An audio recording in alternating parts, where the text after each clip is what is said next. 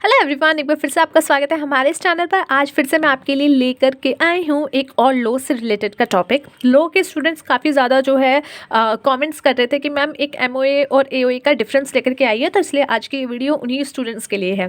तो चलिए स्टार्ट करते हैं आज का टॉपिक। आज का टॉपिक में हम डिस्कस करेंगे the memorandum of association and article of association के बीच का डिफरेंस। इन दोनों में क्या डिफरेंस होता है और साथ ही साथ इन दोनों का अलग अलग मतलब क्या होता है। अगर क्वेश्चन के लिहाज से अगर आप देखें तो क्वेश्चन आपके इसमें तीन तरीके के तीनों क्वेश्चन बन सकते हैं। एक टॉपिक में हम यहाँ पे तीन क्वेश्चन आपको कवर कर रहे हैं।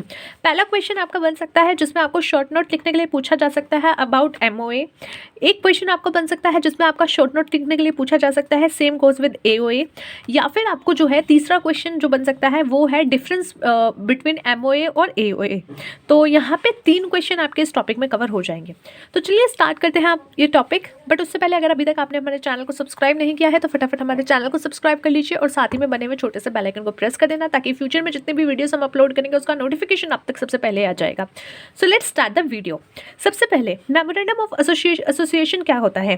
देखिए, जब कोई व्यक्ति काम कर रहा है, जब कोई कंपनी काम कर रही है, बड़े लेवल पे काम कर रही है, या वो कंपनी में काफ़ी लोगों का इंटरेस्ट होता है।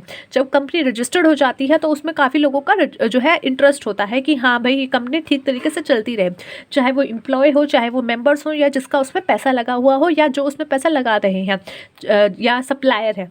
तो इसीलिए क्या होता है, एमओए, एक कंपनी अपना एमओए इशू करती है जिसमें वो बताती है कि उसके ऑब्जेक्टिव्स क्या होने वाले हैं, वो कंपनी किस उद्देश्य से काम करने वाली है, वो कंपनी का मेन ऑब्जेक्टिव क्या होगा, वो उसका जो है जितने भी अलग अलग प्रकार की चीज़ें हैं, यानी कि उसकी किस चीज़ में वो काम करेगी, कैसे काम करेगी, किस तरीके से उसके काम किए जाएंगे, वो चीज़ वो एमओए में लिखती है ताकि फ्यूचर में वो अपनी लाइन से भटके ना, वो अपने दूसरे कॉन्सेप्ट में ना चली जाए, दूसरों के साथ धोखा ना कर दे। तो इसीलिए कोई भी अगर इन्वेस्टमेंट करता है तो वो एमओए देख सकता है कि कंपनी के क्या ऑब्जेक्टिव हैं, क्या उद्देश्य हैं।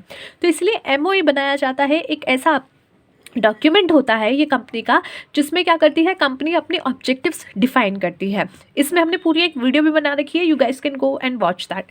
सेम हमने एओए पे भी बना रखी है, आप जाकर देख सकते हो। अब एओए क्या होता है, आर्टिकल्स जो है यहाँ पे आर्टिकल ऑफ एसोसिएशन, ये क्या होता है, बायलॉज होते हैं। इसमें आपकी कंपनी के जो है बायलॉज लिखे जाते हैं कि कंपनी अपना इंटरनल एडमिनिस्ट्रेशन कैसे फॉलो करेगी। लो क्या होता है, रूल्स एंड रेगुलेशंस होते हैं कि आपको ये करना है, ऐसे करना है, वैसे करना है। बट जब आप अपनी कंपनी के लिए ही बायलॉज बना लेते हो कि हमारी कंपनी में ये चीज़ें ऐसे ऐसे की जाएंगी इंटरनल एडमिनिस्ट्रेशन में, तो वो आप अपने आर्टिकल ऑफ एसोसिएशन में डिस्क्राइब करते हो। तो ये सबसे पहला मेन डिफरेंस है अबाउट मीनिंग। एओए में क्या है, वो अपने ऑब्जेक्टिव्स डिफाइन करते हैं, और एओए में क्या है, वो अपने बायलॉज लिखते हैं जो कि जिसमें दिखाया जाता है कि कंपनी अपने कंडक्ट कैसे करेगी, कंपनी का इंटरनल एडमिनिस्ट्रेशन कैसे कंडक्ट किया जाएगा। तो next one is your importance. MOA का क्या इंपॉर्टेंस है, every company must have its own memorandum of association. Her company का, जो भी कंपनी है, उसका एमओए होना बहुत ज़रूरी है, क्योंकि हर कंपनी का जो है काम कर रही है तो उसके ऑब्जेक्टिव उसको पता होने चाहिए, उसके ऑब्जेक्टिव क्या है वो लोगों को तक पहुंचने चाहिए। और एओए में क्या है, a company limited by share need not have article of on, in such a case table A applies. अब कंपनी ए जो कंपनी जो है लिमिटेड बाय शेयर है, अगर आपकी कंपनी है वो लिमिटेड बाय शेयर्स है तो वहाँ पे need not to have article of association, वहाँ पे एओए होने की कोई ज़रूरत नहीं है। तब आप क्या करोगे, अगर आपको कोई सिचुएशन देखनी है, आपको कोई बायलॉज देखने हैं कि हमें अपना इंटरनल कैसे कंट्रोल करना है, तो उस सिचुएशन में आप जो है कंपनीज एक्ट के साथ जो आपका जो है वहाँ पे टेबल ए में देख सकते हो और उसके अकॉर्डिंग आप अपना काम देखोगे, अप्लाई करोगे। तो इसीलिए अगर लिमिटेड बाय शेयर है तो होने की ज़रूरत नहीं है। बाकी सब जितने भी कंपनीज़ हैं, लिमिटेड बाय चाहे गारंटी हो या नॉर्मल पब्लिक प्राइवेट जो भी होती है, तो उस केस में आपका एओए होना ज़रूरी है।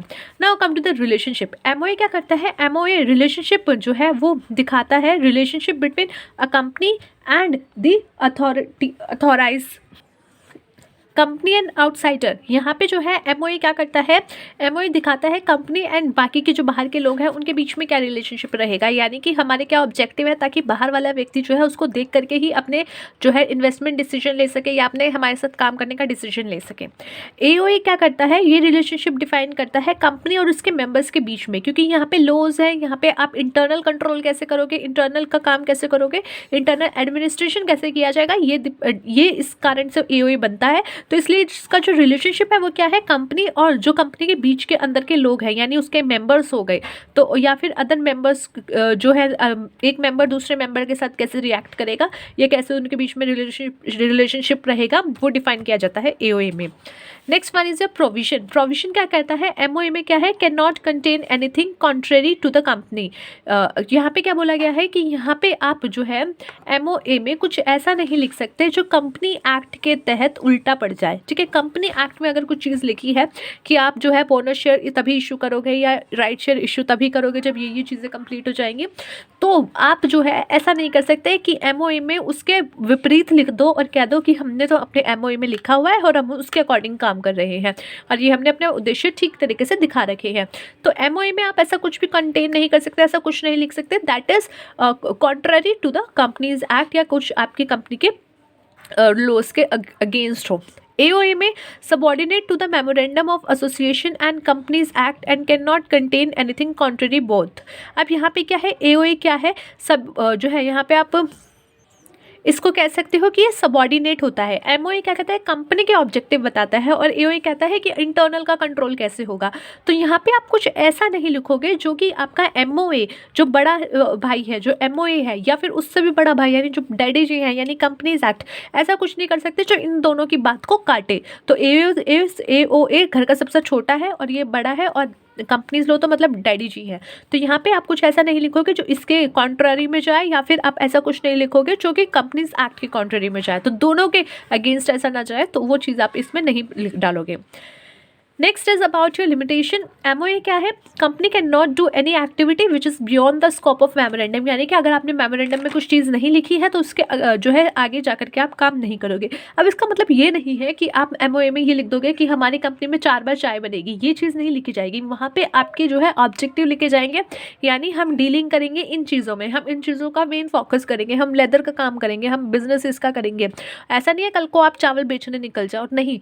मेमोरेंडम ऑफ एसोसिएशन का मतलब यहाँ पे क्या है कि आप जो है ऐसी कोई एक्टिविटी नहीं करोगे जो आपके मेमोरेंडम ऑफ एसोसिएशन में जो स्कोप लिखा है उसके बियॉन्ड हो, उससे आगे जा करके हो, नहीं। Any action beyond the scope of memorandum will be void, वो चीज़ आपकी वॉइड होगी, वो बिल्कुल गलत होगी। एओए में क्या कहते हैं, any activity done beyond the scope of article association will not be rectify by passing a special resolution. अब ऐसा नहीं होगा कि आपने कोई ऐसी एक्टिविटी कर दी, डन कर दी और आपने क्या किया कि बाद में article association will not be rectify by passing a special resolution. हमने पढ़ा था एओए में क्या कर सकते हैं, आप स्पेशल रेजोल्यूशन पास करके चेंजेस कर सकते हो, लेकिन आपने अगर कोई काम कर दिया है बियॉन्ड एओए जा करके तो उसके बाद आप उसको जो है स्पेशल रेजोल्यूशन पास करके उसको जस्टिफाई नहीं कर सकते। ऑल्ट्रेशन यानी चेंज करना होता है। ऑल्ट्रेशन अगर एमओए की बात करें तो ये can not be alter easily but can be alter. ठीक है, यहाँ पे लिखा है can not be alter easily but किया जा सकता है। उसके बहुत सारे अलग अलग चीज़ें होते हैं, आपने देखा होगा एमओए में बहुत सारे आपके क्लोजेज होते हैं, name close, objective close, liability close, ये सारे क्लोजेज आपके होते हैं और हर क्लोज को चेंज करने के लिए जो है आपको अलग अलग प्रोसीजर होता है। किसी में स्पेशल रेजोल्यूशन है, किसी में नहीं है, किसी में आपको पूरा परमिशन लेना है, बोर्ड का जो है बोर्ड का पूरा मीटिंग करनी है, तो ये सारी चीज़ें इंक्लूड होती है। सो किया जा सकता है बट इतना ईजिली प्रोसेस नहीं है। वहीं पे एओए में क्या है, इसको ऑल्टर किया जा सकता है स्पेशल रेजोल्यूशन पास करके। Next is your regulation. MOA में क्या है, ये जो है कंपनीज एक्ट के द्वारा रेगुलेट किया जाता है और एओए में क्या है, regulated by companies act and MOA, यानी कंपनीज एक्ट के द्वारा भी और एमओए के द्वारा भी। ठीक है, यानी जो हमसे बड़े हैं सब हमको पीटेंगे, तो ये सब इसके साथ बेचारे के साथ होता है। तो ये था आज का हमारा difference between MOA and AOA. ठीक है, आई होप आपको समझ में आया हो और अगर वीडियो अच्छी लगी हो तो लाइक कर देना, शेयर कर देना अपने फ्रेंड्स के साथ एंड सब्सक्राइब करना मत भूलना। साथ ही साथ छोटा सा जो बेल आइकन बना हुआ है उसको भी प्रेस कर देना ताकि जितने भी फ्यूचर में हम वीडियोस लेकर के आएंगे उसका नोटिफिकेशन आप तक सबसे पहले पहुंच जाएगा। टेक केयर ऑफ़ योरसेल्फ, मिलते हैं नेक्स्ट वीडियो में, तब तक के लिए टाटा बाय बाय।